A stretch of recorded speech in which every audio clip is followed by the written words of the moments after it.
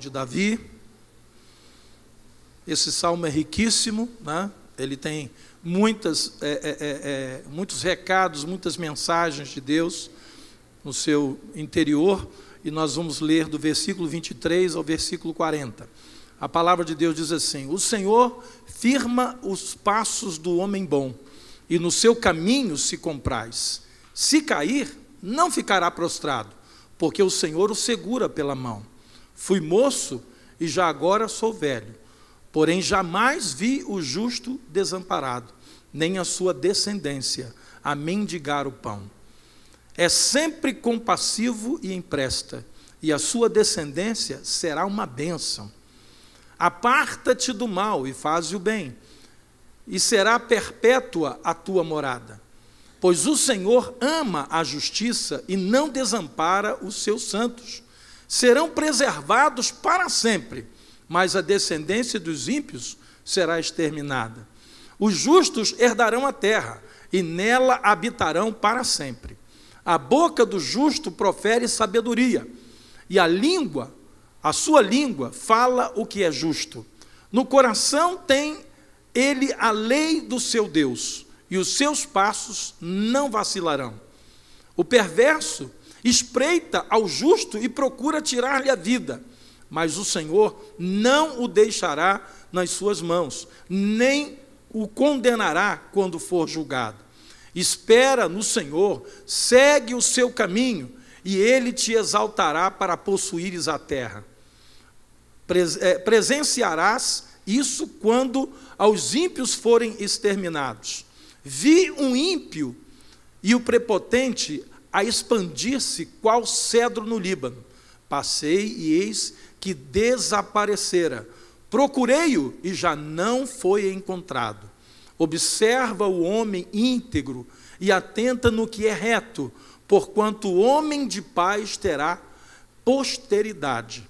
Quanto aos transgressores, serão a uma destruídos, e a descendência dos ímpios será exterminada.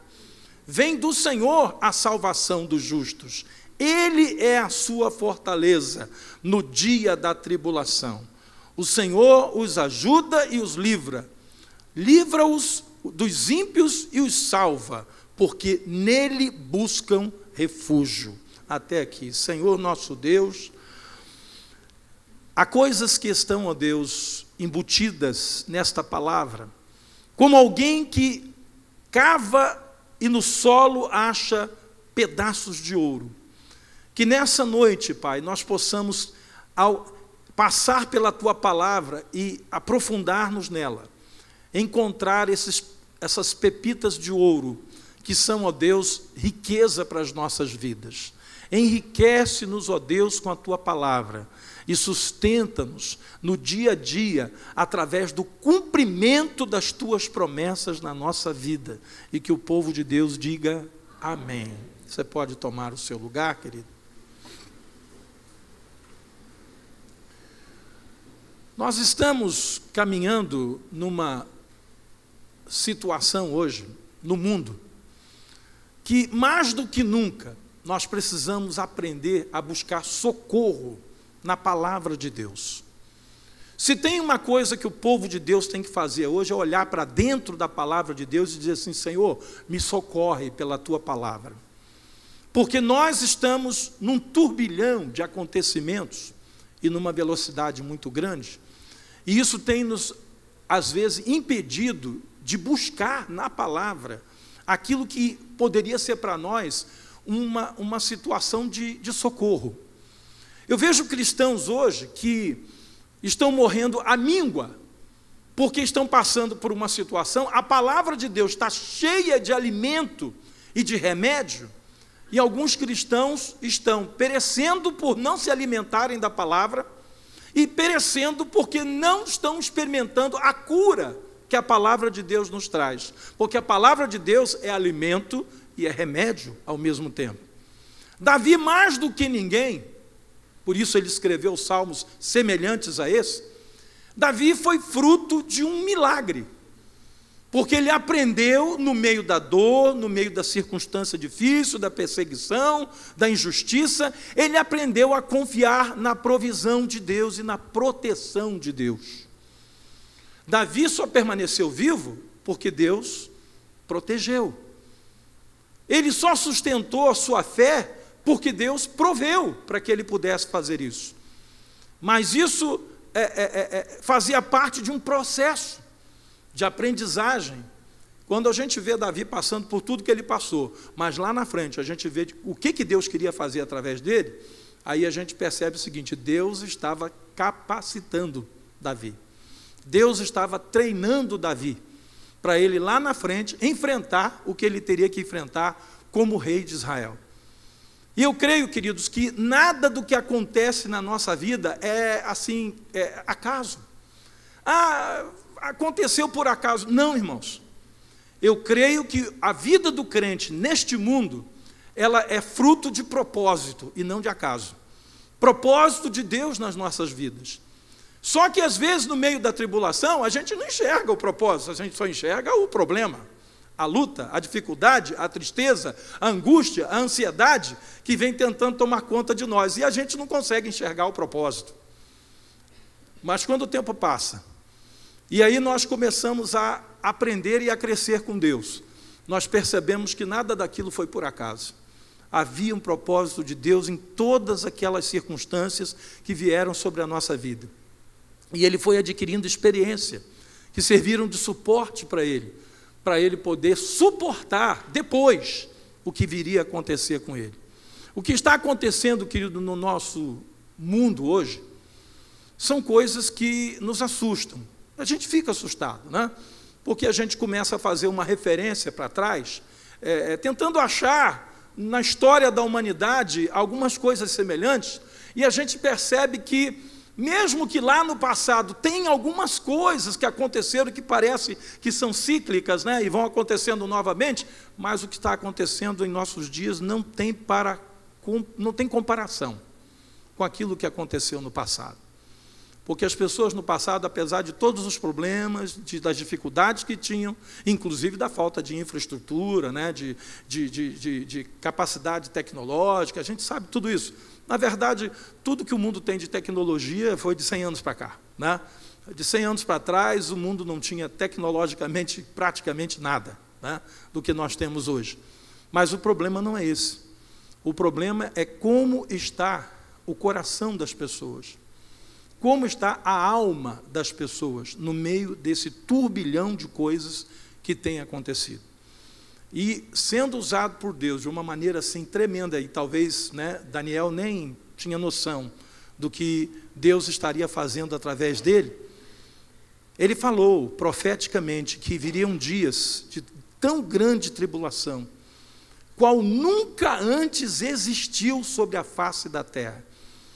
Ele disse: nesse tempo se levantará Miguel, o grande príncipe, o defensor dos filhos do teu povo. E a palavra de Deus está aqui usando Miguel, né, como um arcanjo de Deus, mas na verdade é uma palavra simbólica aqui. Na verdade, Daniel estava sendo usado para falar sobre o ministério de Jesus, o defensor dos filhos do teu povo. E haverá tempo de angústia, qual nunca houve, desde que houve nação até aquele tempo. Mas naquele tempo será salvo o teu povo, todo aquele que for achado inscrito no livro. Ou seja, Daniel já estava falando a respeito do ministério de Jesus e do que Deus estaria fazendo de diferença na vida do seu povo. Nós não podemos, querido, nos deixar levar pelo desespero, porque a gente hoje encontra, né, no coração de quem ainda não conhece a Jesus, uma situação de desespero.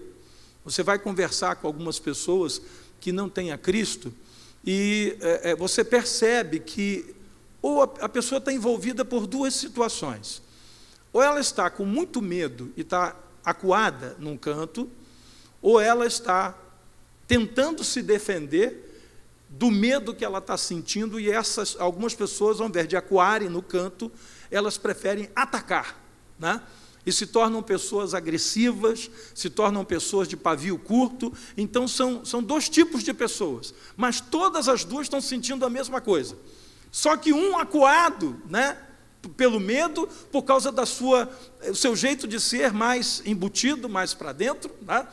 E aquele outro que, submetido à mesma situação de medo, ele se torna uma pessoa que ataca tudo e a todos, uma pessoa que, nas suas palavras, ele acaba criando problemas com a família, criando problema com os amigos, porque o medo que ele sente, ele não quer sentir medo, então ele ataca as pessoas. E nós encontramos hoje esses dois tipos de pessoas dentro da sociedade, mas eu quero dar hoje um recado, querido, para o povo de Deus. Nós não somos como aqueles que não têm esperança. O apóstolo Paulo, quando escreveu aos Tessalonicenses e falou sobre a morte, né, ele disse: nós não podemos encarar a morte como aqueles que não têm esperança.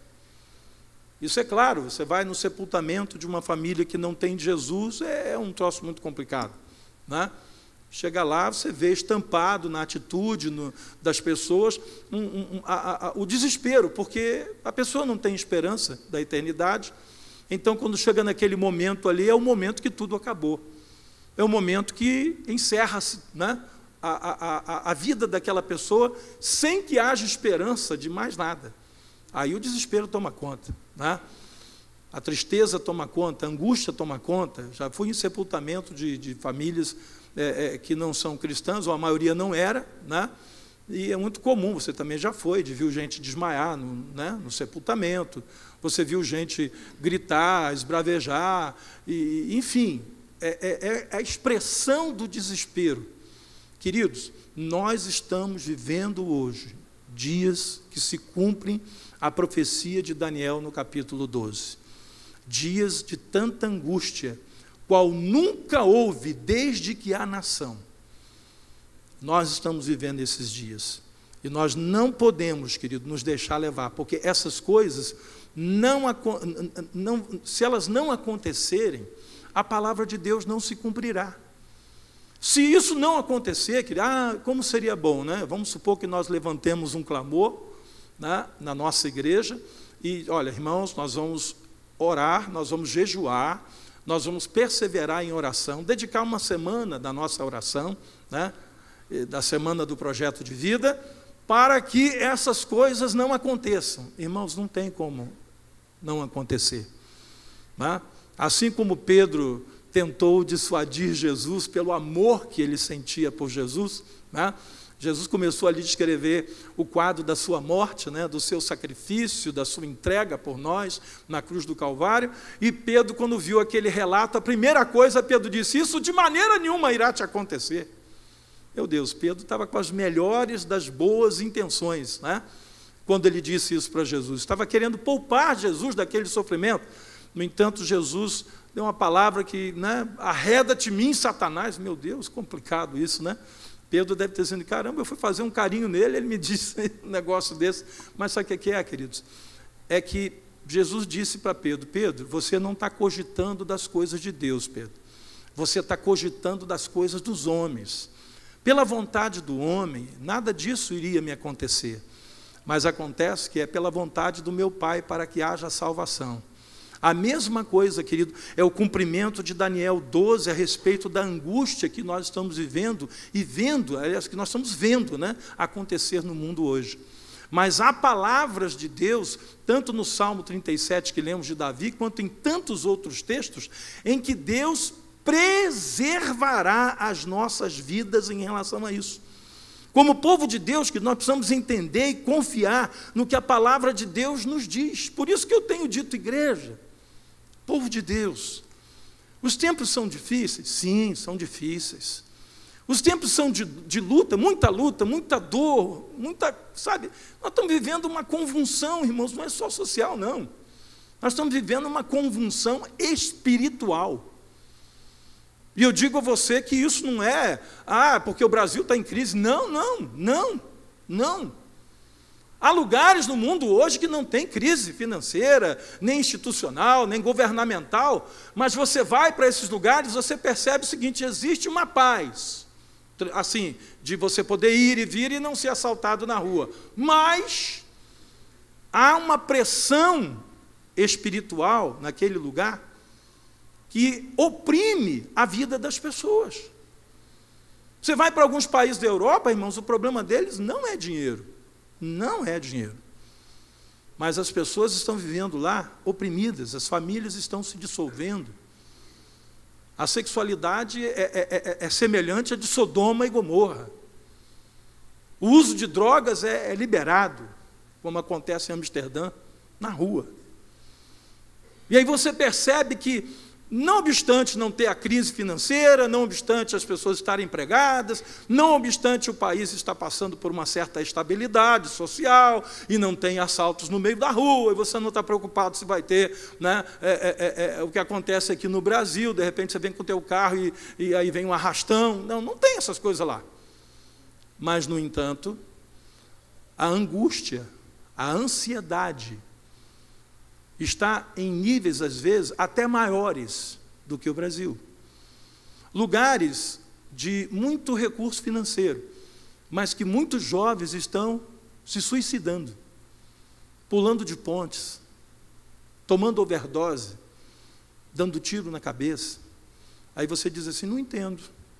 Quando essas coisas acontecem no Brasil, eu até entendo, por causa da crise, por causa da marginalidade, o perigo que vivemos nas ruas e tal, isso cria uma angústia, as pessoas estão com medo e tal, enfim, no Brasil eu entendo.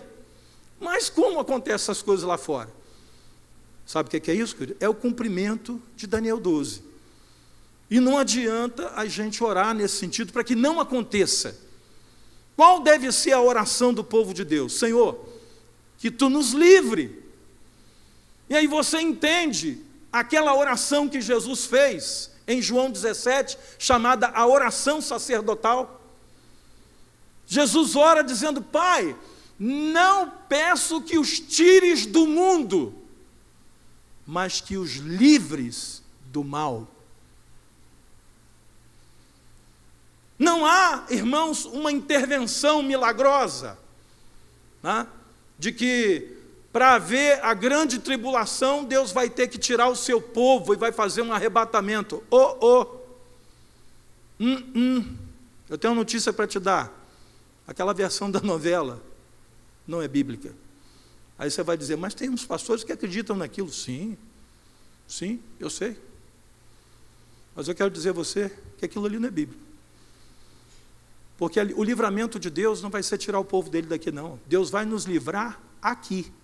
Não peço que os tires do mundo, mas que os livres do mal. Deus vai dar libertação, proteção, Deus vai dar suprimento, Deus vai dar suporte para o seu povo neste mundo. No mundo tereis o quê? Mas tem de bom ânimo, eu venho arrebatar vocês. Foi isso que Jesus falou? Não, eu venci o mundo. E essa vitória que Jesus teve, Ele quer compartilhar conosco. E tem duas fontes, queridos, maravilhosas, né, para a gente poder receber essa vitória de Deus. A primeira dela é a palavra. Você perceba como que, nessa correria que a gente vive hoje, isso aí é uma coisa, tá, malignamente premeditada. Vamos fazer o povo de Deus não ter tempo para Deus. Vamos fazer o povo de Deus não ter tempo para buscar nada na palavra. Vamos fazer o povo de Deus não ter tempo para orar. Vamos fazer o povo de Deus não ter tempo para parar, para celebrar, para estarem juntos, para ter comunhão e para ouvir a palavra de Deus. Isso, irmãos, é uma coisa maligna. E se você quer vencer as tribulações, as angústias, as necessidades, as coisas que vão acontecer nesses últimos dias, por isso lá em Hebreus diz: quando vocês perceberem que essas coisas estão acontecendo, vocês congreguem mais, vocês estejam mais unidos, vocês passem mais tempo na minha presença, porque, irmãos, não tem outro caminho. O Senhor, Ele firma os nossos passos e nos sustenta, como diz lá o Salmo 37, que a gente leu, no versículo 23, o Senhor firma os passos do homem bom, e no seu caminho se compraz, ou seja, Deus tem prazer no caminho desse homem. Se cair, não ficará prostrado, porque o Senhor o segura pela mão. Ou seja, Deus tem prazer de ver alguém que tem o seu coração voltado para o que agrada a Ele.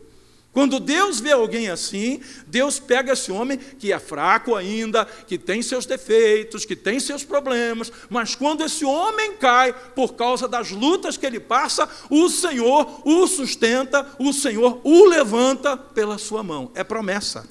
Está aqui. Por isso Davi disse, fui moço, e já agora sou velho. Porém, jamais vi um justo desamparado, nem a sua descendência a mendigar o pão.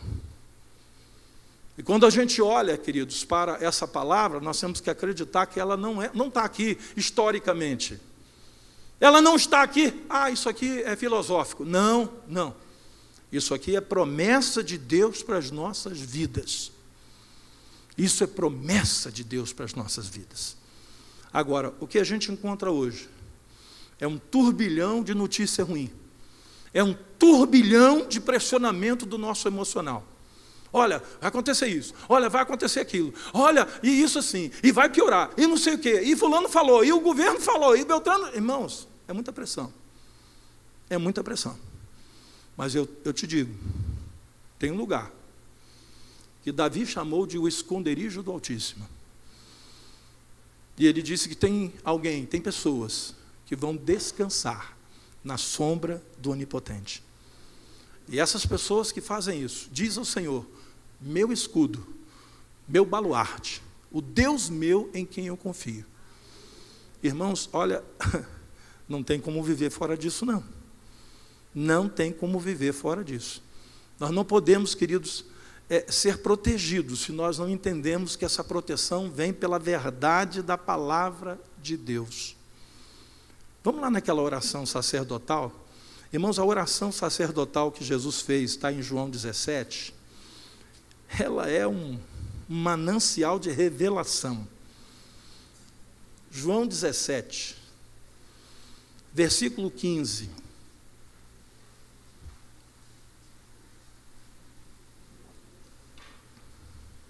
Vou ler a partir do versículo 14. João 17, versículo 14. Eu lhes tenho dado a tua palavra, e o mundo os odiou, porque eles não são do mundo, como também eu não sou. Olha o que Jesus está dizendo. Eu tenho pego esse povo que é de Deus e tenho dado a palavra para eles, a tua palavra. Jesus pregava a palavra o tempo todo, irmãos. Tem gente que tem noção de que Jesus só fazia milagre. Não, não, não, não. Jesus ensinava muito mais a palavra de Deus do que fazia milagres. Na verdade, Jesus passou um dia inteiro, ensinando no Sermão da Montanha, para depois, no final, fazer a multiplicação dos pães e dos peixes. Aquilo ali foi um momento no final, mas na verdade ele passou o dia inteiro ensinando. E ele diz aí, não peço que os tires do mundo, e sim que os guardes do mal. Eles não são do mundo, como também eu não sou. Santifica-os na verdade. A tua palavra é a verdade. Queridos, hoje, mais do que nunca, mais do que no passado se pensou e imaginou, a igreja precisa estar apegada à palavra. Houve um período, queridos, na história da igreja, um período negro, período de trevas, em que a palavra de Deus foi escondida dos porões de uma igreja que estava morta. Não haviam as traduções da Bíblia como se tem hoje em várias línguas, não existia, apenas nos originais. A primeira tradução do original foi para a Vulgata Latina, para o latim. E aí começou a partir daí, através de homens que devotaram a sua vida e que alguns pagaram com a própria vida, a tradução da palavra de Deus em vários idiomas até chegar no nosso idioma. Queridos, isso aí foi providência divina. Porque se nós hoje, preste atenção que eu vou dizer agora, se nós hoje estivéssemos passando pelo que nós estamos passando, e nós não tivéssemos acesso a essa palavra que temos hoje, como naquele período das trevas, em que o povo não... Você imagina, irmãos, não havia acesso nenhum à palavra de Deus. As cerimônias cristãs eram feitas nos originais da Bíblia. Ninguém entendia nada. Um grupo pequeno de homens, e muitos inescrupulosos, começaram a manipular a palavra de Deus e tornar a vida daquelas pessoas um verdadeiro inferno. Até que o Senhor levantou os reformadores, e que começaram a gritar contra tudo aquilo, e a palavra de Deus se difundiu, e hoje nós temos aí, no nosso idioma, claro, límpido, cristalino, o acesso que nós temos à palavra de Deus. Aí você entende, santifica-os na verdade, a tua palavra é a verdade. Nunca antes foi tão necessário nós nos apegarmos a essa verdade bíblica, real, verdadeira, límpida, cristalina, porque também tem uma profecia para os nossos dias, que é a proliferação das heresias. Só que hoje, irmãos, quando uma heresia aparece, tem a palavra. Você imagina uma heresia quando não havia a palavra de Deus escrita na mão do povo. Permanecia aquela heresia e ponto. Por isso, durante tantos anos, alguns cristãos acreditavam que para ter salvação, poderia fazê-lo através do pagamento de indulgências. Alguém pagaria uma quantia em dinheiro para a salvação do seu ente querido que já morreu. Hoje nós entendemos pela palavra que isso não existe, que isso é uma mentira, isso não é verdade. Mas tem outras heresias surgindo hoje, só que hoje, queridos, nós somos indesculpáveis se nós caminharmos para essas heresias, porque nós temos a palavra da verdade. Santifica-os na verdade, a tua palavra é a verdade. Mas o que fazer com um povo que, tendo a palavra da verdade nas suas mãos, não acessa essa palavra por causa da correria da vida, não acessa essa palavra por causa das tribulações, por causa das angústias, das necessidades que às vezes parecem tão prementes, a palavra fica em segundo plano. Quando eu convido a igreja, irmãos, vamos fazer o CETEB, irmãos, para você ter dúvidas, e tendo dúvidas você vai buscar o esclarecimento. Hoje nós temos aí a internet, né? Eu me lembro, irmãos, que dificuldade no passado a gente fazer uma pesquisa, né? A gente tinha que sair para uma biblioteca, chegar lá, derramar um monte de livros em cima de uma mesa e ficar procurando, e às vezes o que você procurava não estava ali. Hoje qualquer um pode pegar o seu celular e ter acesso a qualquer biblioteca no mundo. Se a obra está em inglês, você aperta lá no Google Tradutor e você consegue até traduzir. Não fica muito bom, mas dá para entender. Eu quero dizer, queridos, que nós somos indesculpáveis. Sabe por quê? Porque Deus tem nos dado acesso à sua palavra. Essa palavra que é a verdade. Essa palavra que Jesus disse, olha, não peço que os tires do mundo, mas que os guardes do mal. Como? Através da tua palavra. Santifica-os na tua palavra. A palavra de Deus, querido, ela nos liberta das mentiras, das heresias. A palavra de Deus traz entendimento, traz paz, traz equilíbrio. Porque o nosso Deus, né, Ele não nos quer como pessoas que não raciocinam. Ele quer um culto racional. A palavra de Deus nos faz ver o que o mundo não consegue ver. Porque quando você lê a palavra de Deus, você conhece o passado, você entende o presente e você já sabe o que vai acontecer no futuro. Você imagina, né? Tem muita gente pagando uma grana aí, né? Para ir nesses tarólogos aí, nesses prognosticadores, né? Que a palavra de Deus condena. O povo de Deus não deve fazer uso desse tipo de prática de vida. Mas, no entanto, quando você tem a palavra de Deus, você lê a palavra de Deus, você conhece a palavra de Deus, você percebe que você tem uma visão de passado, de presente e de futuro. Porque aquilo que ainda não se cumpriu, Deus vai cumprir. Tem coisa que o mundo não sabe, mas o crente sabe. Sabe por quê? Porque Deus tem escondido essas coisas dos poderosos, mas tem revelado essas coisas aos seus pequeninos. Assim como Natanael, que movido pelo Espírito Santo, foi ao templo. Coisa tremenda isso, irmãos. Tem texto na Bíblia que me encanta. O homem estava em casa, e o Espírito Santo diz assim: vai ao templo. Meu Deus, todo dia aquele homem ia no templo. Mas seria mais um dia para ele, né? Não, ele foi no templo de uma maneira diferente. Chegou lá, Deus faz ele repousar os olhos sobre um menino que estava para ser apresentado no templo, como era comum fazer com os meninos nascidos em Israel. Mas ele olha para aquele menino e o Espírito Santo diz: agora os seus olhos viram o Salvador, a salvação de Israel. Porque ele havia feito uma oração: Senhor, não permita que o teu servo morra, parta desse mundo, sem contemplar a salvação de Israel. Aí ele vai no templo, vê lá aquele menino no colo de sua mãe, e de repente ele diz assim: posso pegar esse menino no colo? Um senhor, um idoso, adiantado em dias, né? Pega o menino e diz: agora, Senhor, tu podes despedir o teu servo em paz, porque os meus olhos contemplaram a salvação de Israel. Deus vai fazer coisas com você. Deus vai te revelar coisas que são muito íntimas.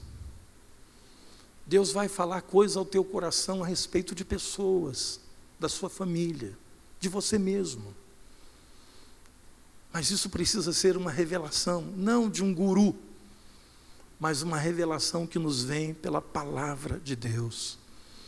Se eu pudesse fazer um pedido único a vocês, eu diria nessa noite: amem a palavra de Deus. Não é leia, entenda mais do que isso. Ame a palavra de Deus. Porque ler, qualquer um pode ler, qualquer um pode pegar a Bíblia e ler. Mas ame essa palavra. Porque nos dias que nós estamos vivendo, queridos, eu não sei se você já assistiu, né, alguma cena, de vez em quando eles mostram isso na internet, de quando chega um punhado de Bíblias num país desse comunista, onde a palavra de Deus estava proibida até bem pouco tempo, e alguns está proibida até hoje. Você vê aquelas pessoas avançando naquelas Bíblias que estão ali, chorando, abraçando, beijando a Bíblia. Você não tem noção do que é morar num lugar desse. Você não tem noção do que é você ter fome e sede de Deus e não ter Bíblia para ler. Durante muitos anos, em alguns países da antiga cortina de ferro, a União Soviética, que agora foi dividida em países, né, independentes. E nessa divisão, graças a Deus, o Evangelho pôde entrar em alguns desses países. Mas antigamente, queridos, existiam comunidades inteiras na Rússia, em que quando chegava uma Bíblia, eles tiravam as páginas e distribuíam uma para cada pessoa. E para que eles pudessem ler a Bíblia, eles trocavam as páginas um com o outro. Quando eu tomei conhecimento disso, eu senti uma vergonha. Eu disse: Deus, sou envergonhado.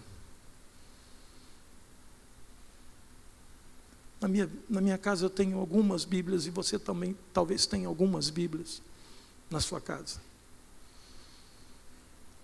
E elas não têm talvez o mesmo significado que tem para essas pessoas. Mas nós estamos vivendo um tempo em que, tendo liberdade, mas nós não temos tempo. Tendo liberdade, mas nós não sentimos vontade. tendo liberdade, nós perdemos o contato com a palavra de Deus. Por isso eu digo à igreja, mais do que nunca, volte-se para a palavra. Porque aqui a promessa de Deus é para aqueles que serão santificados na verdade. A tua palavra é a verdade. Isso não é palavra de homem, isso é palavra de Jesus. Isso é a oração sacerdotal de Jesus ao Pai. Intercessão de Jesus por nós. A palavra de Deus, queridos, ela é o instrumento que Deus tem para nos proteger do que está acontecendo nesse mundo. Nós precisamos nos apartar do mal e fazermos o bem. Não importa o que esteja acontecendo ao nosso redor. Irmão, você sabe o que está acontecendo hoje? A gente está sendo tomado, sem perceber, por uma síndrome. Síndrome. Você já ouviu algum crente dizendo, por favor, não quero dizer que você falou isso, tá? Você já ouviu algum crente dizendo que bandido bom é bandido morto?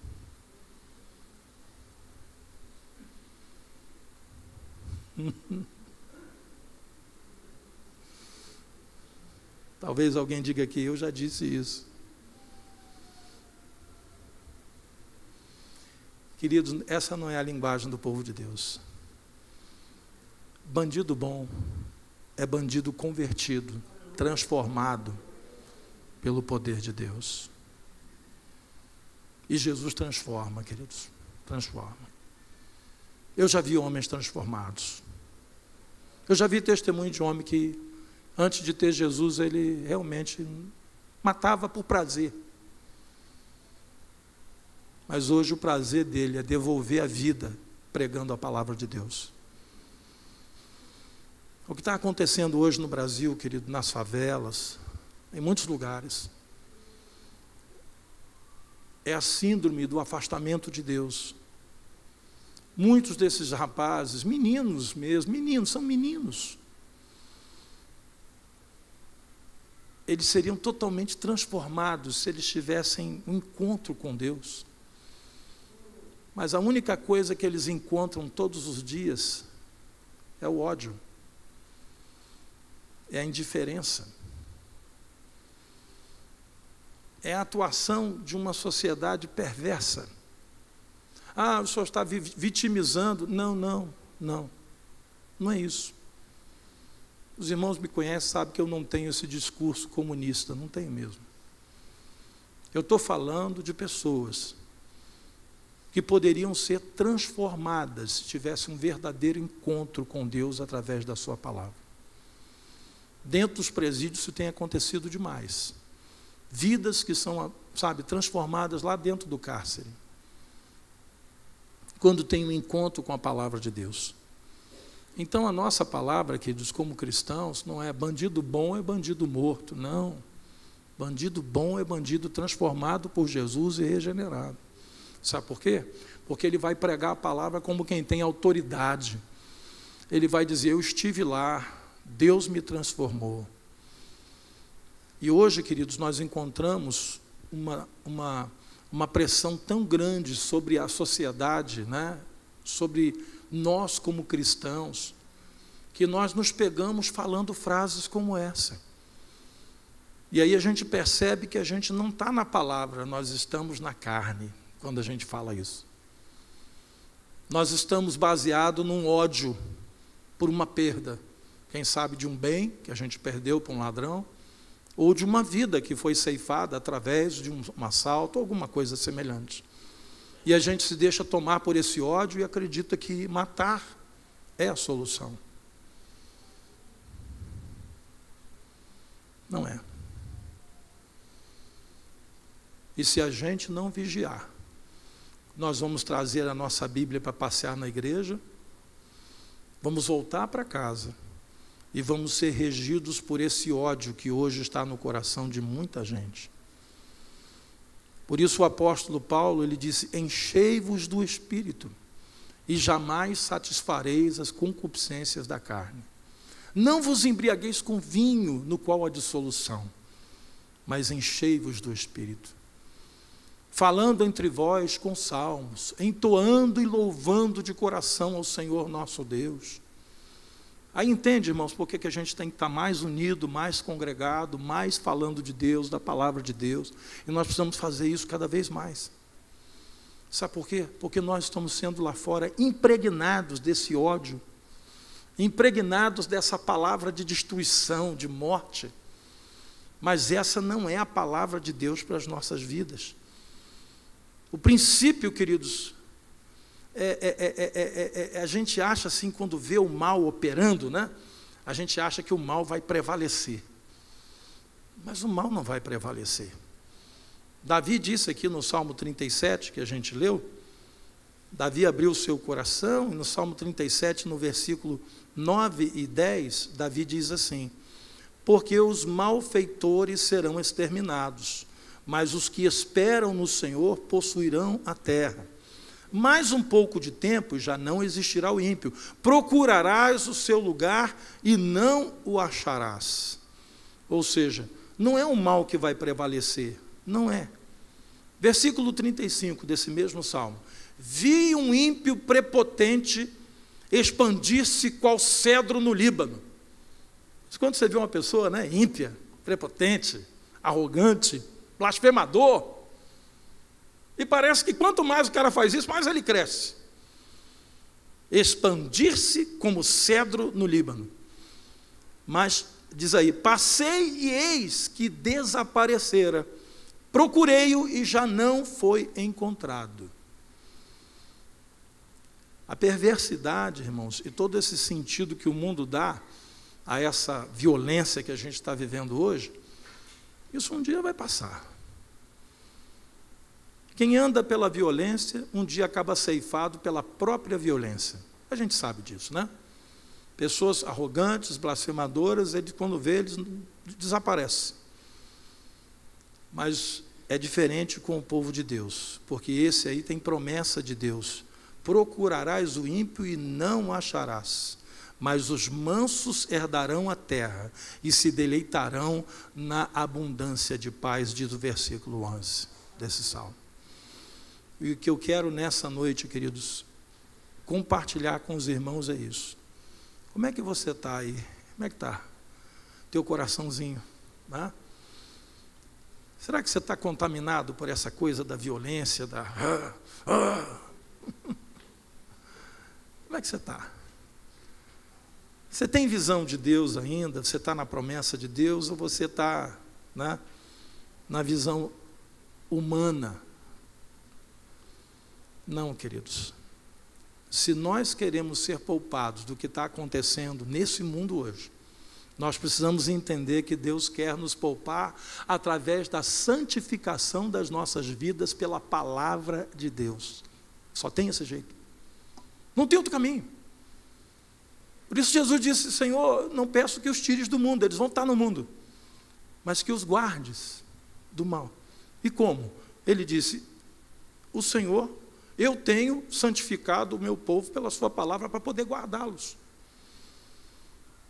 E aí você entende por que Estevão, né, quando foi apedrejado pelos seus algozes, tendo cometido a ele o único pecado de ter falado sobre a salvação que existia em Cristo Jesus, na verdade, Estevão foi apedrejado porque ele disse que Jesus era o Salvador. Leia lá a defesa de Estevão antes da sua morte, que você vai ver. Uma pregação evangelística, foi o que ele fez. E no final ele foi apedrejado. Mas por que ele fez, que aconteceu isso com ele? Porque ele estava acreditando na salvação que tinha em Cristo Jesus. E os judeus achavam que Jesus não era o Salvador. Mas o interessante é que antes de morrer, pelo efeito daquelas pedradas, ele orou ao Pai e disse: Pai, não lhes impute este pecado. Ele podia estar ali fazendo uma oração, né? Senhor, eu quero que tu faças justiça. Ainda bem que Jesus, Ele é justiça, mas ele não é justiceiro. Porque se ele fosse justiceiro, nenhum de nós estava sentado aqui nessa noite. Ele é justiça, mas ele não é justiceiro. E a gente tem que tomar cuidado para esse ódio não entrar. Porque se o ódio entrar, o amor de Jesus sai pela porta e pela janela. Aí você perde a visão. E aí sabe como é que você fica? Você fica igual todo mundo aí fora. Desesperado, angustiado, entristecido, abatido, cansado, sobrecarregado. E aí se explica por que alguns pastores hoje estão dando cabo da própria vida. Hoje, nós recebemos a notícia, você deve ter recebido, que morreu, né? Partiu para a glória o pastor Billy Graham. 99 anos de idade, estava quase completando 100. Né? Ditosa velhice, como diz a palavra de Deus. Ele deixou uma coisa escrita muito interessante.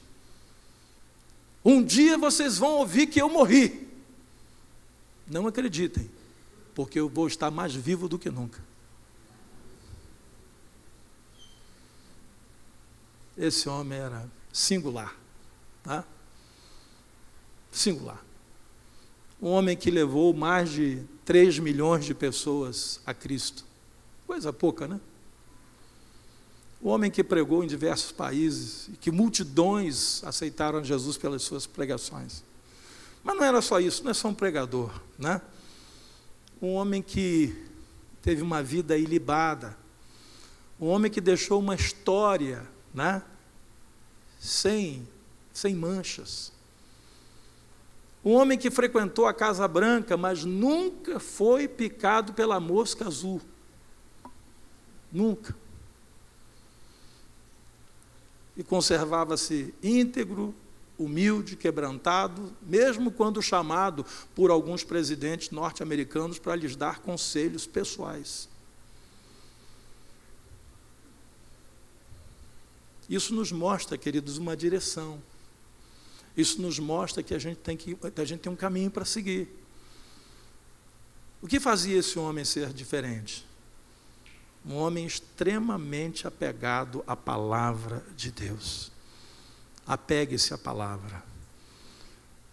Eu não sei se você já experimentou a coisa gostosa de quando você está passando um momento de angústia e você vai para a palavra, e é como se Deus estivesse aqui do seu lado, falando no seu ouvido aquilo que você precisa ouvir. Às vezes ele dá uma puxadinha na orelha. Junto com a palavra vem um ganchozinho. Mas é necessário. Se alguém aqui nessa noite diz assim, pastor, olha, sinceramente, eu tenho andado assim, triste, angustiado, e sem vontade ou sem força, às vezes, de ler a palavra de Deus. Eu não tenho força para ler. E essa angústia está cada vez mais tomando conta de mim. Essa angústia está cada vez mais, me entristecendo. Ao ponto de, às vezes, quando eu venho para a igreja, eu venho arrastando o que sobrou de mim para a tua casa. A casa do Senhor. Se você vem enfrentando essa luta e tem se sentido entristecido, eu quero dizer para você, querido, que tem alento, que tem palavra de Deus para a sua vida, que tem jeito para isso. E eu queria orar nessa noite, pedindo a Deus que você seja restaurado pela palavra de Deus, e você seja cheio do Espírito Santo de Deus.